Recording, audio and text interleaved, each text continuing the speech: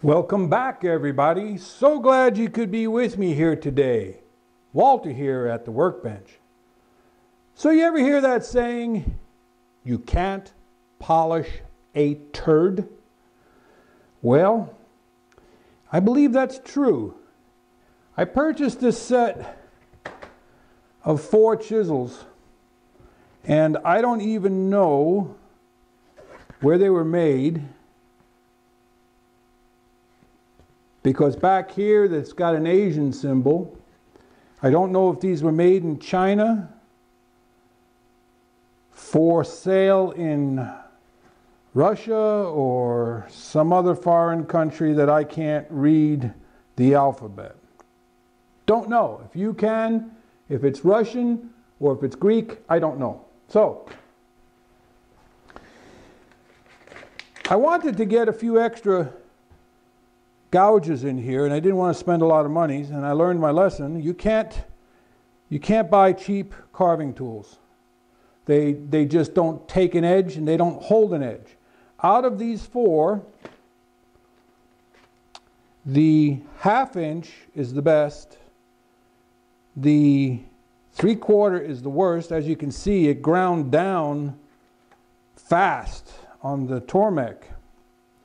I mean, it does work. You can carve with it. And I used to do some 17th century chip style carving long time ago. But as you can see, this is already dull. I just sharpened it and it's rolling an edge. That's already dull. The 1/4 inch wasn't bad. The 1/4 inch was actually, I thought, my best for a while. But then I started feeling a little burr.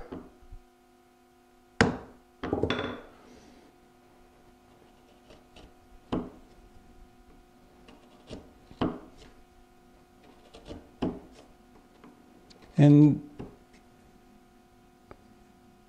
I just sharpened them again by hand. And that one seems to be holding up.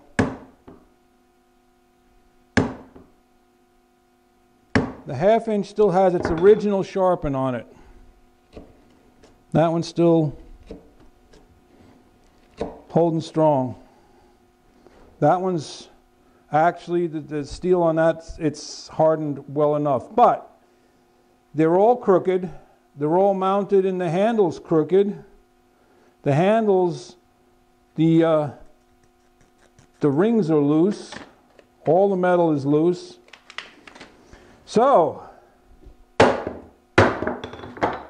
can you sharpen a turd? I tried it in some oak, because that's what traditionally this would be carved in, would be oak. And once again, the 1/2 inch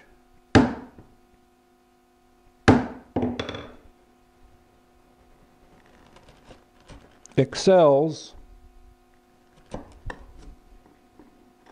I'm not even going to try the 3/4 because that's already shown that it just doesn't want to work. So if you want to do any sort of detail, carving detail on picture frames or keepsake boxes, jewelry boxes, cremation urns, or even carving on bowls, try to find the size that you need, and instead of buying a set,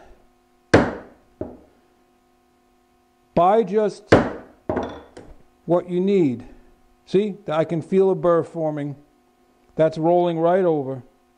Yep.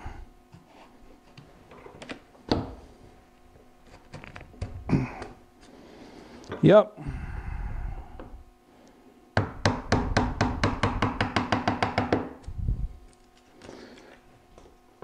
So I hope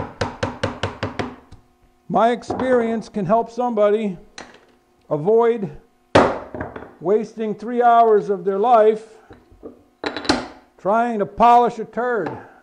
But basically, the reason for this type of the reason to have a few gouges on hand is you can add even just stab patterns, or this little,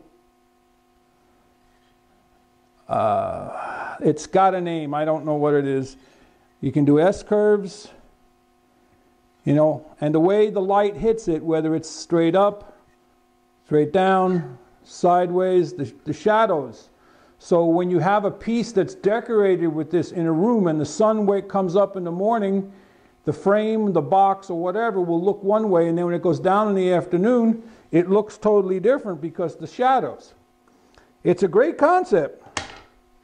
I love it. I think these are called darts. I'm not sure.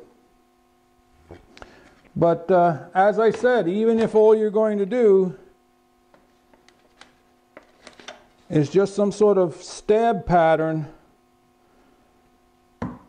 light tap, you can just take 3 of them, put them on a corner somewhere, and you've got a little pattern.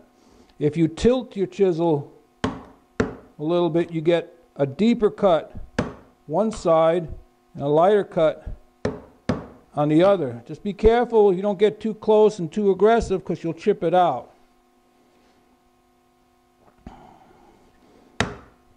Okay, you can do zigzaggy patterns, whatever you would like to do.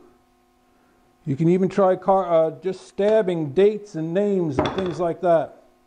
Hey, listen, I hope this is helpful.